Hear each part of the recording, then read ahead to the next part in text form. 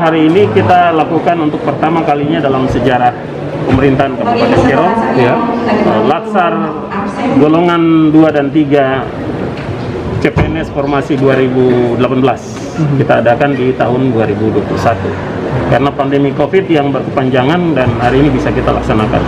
Pertama, kita harus jaga prokes. Protokol kesehatan ini penting sekali untuk kita jaga selama masa pelaksanaan sampai dengan bulan Desember nanti agar memang kita punya cakupan vaksinasi sudah hampir mendekati 70%. Itu juga menjadi satu tanda baik bahwa pelaksanaan ini cukup aman karena Kerom sudah hampir mencapai 70% vaksinasi COVID-19. Nah, itu baik, tapi kita tetap jaga protokol kesehatan. Sini sebenarnya searah dengan visi misi daerah, kemandirian, kebangkitan,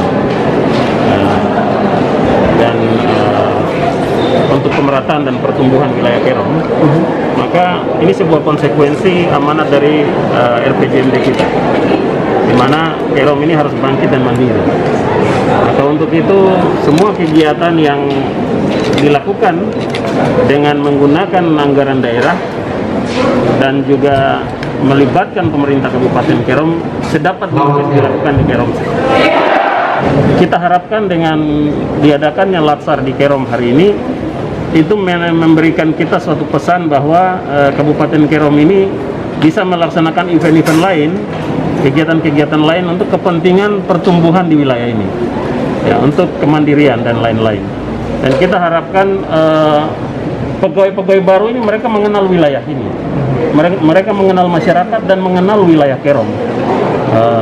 Jangan sampai ujuk-ujuk mereka sudah jadi PN masuk, mereka tidak kenal wilayah ini, karena ya sebagian besar juga kita tahu formasi ini kita terima dari luar, ya.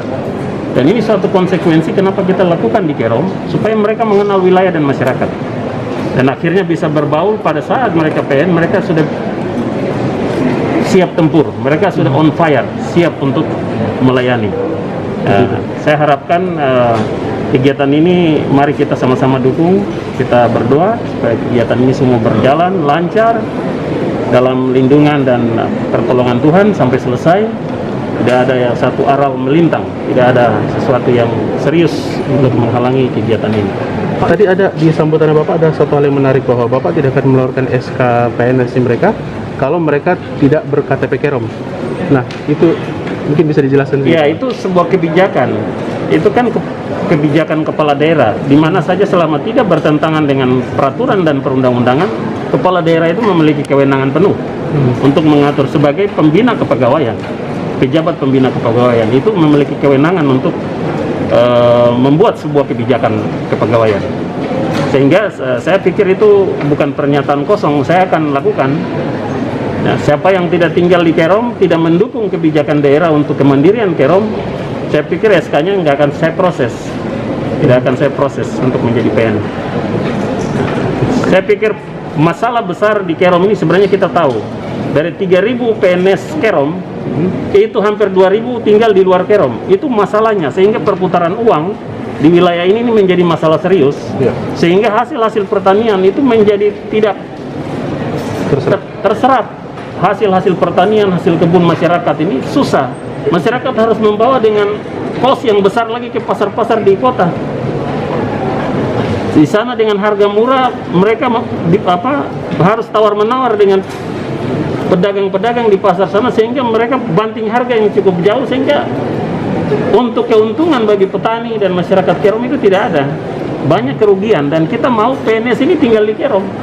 Sehingga tidak hanya dengan kebijakan ini, kita akan menyediakan fasilitas pendukung lain. Rumah dinas kita akan lihat, bukan hanya untuk PNS, kita juga punya tanggung jawab rumah bagi masyarakat.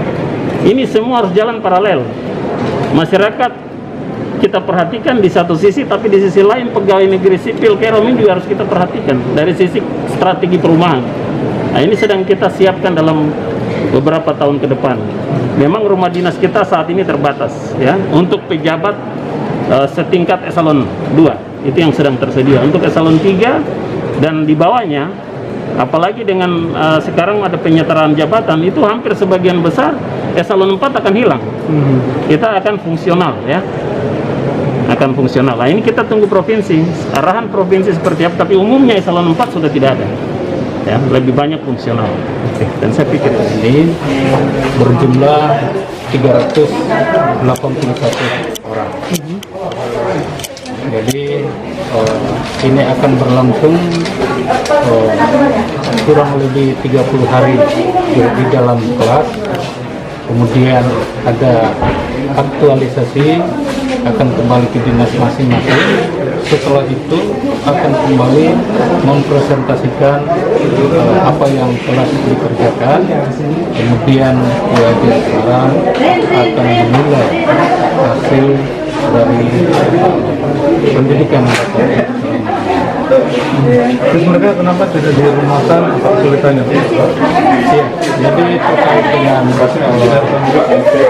tidak dilakukan karena fasilitas asrama kita belum memadai.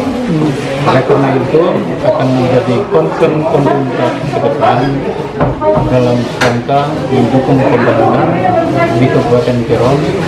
Maka hal ini akan menjadi rencana ke depannya, dan persoalan-persoalan yang terjadi atau masalah-masalah yang muncul hendaknya tidak menjadi halangan untuk kita melaksanakan laksar di Kabupaten Kerom.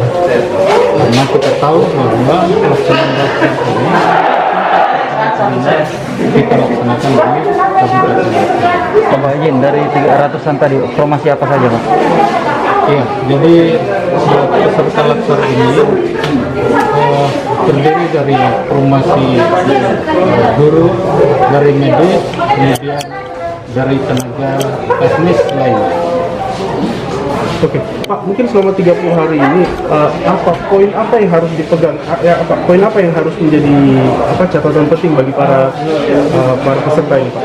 Dalam mempersiapkan diri untuk menghadapi tantangan tugas ke depan di Kabupaten Kerom. Iya, jadi selama di dalam pembelajaran teori itu sudah dijadwalkan sesuai dengan kurikulum yang dikeluarkan oleh lembaga administrasi negara. Jadi dalam pembelajaran teori itu selama 30 hari peserta laksar ini akan dibekali dengan sejumlah ilmu pengetahuan untuk membentuk kompetensi mereka untuk diaplikasikan nantinya di lapangan pekerjaan sesuai dengan bidang kerja mereka masing-masing.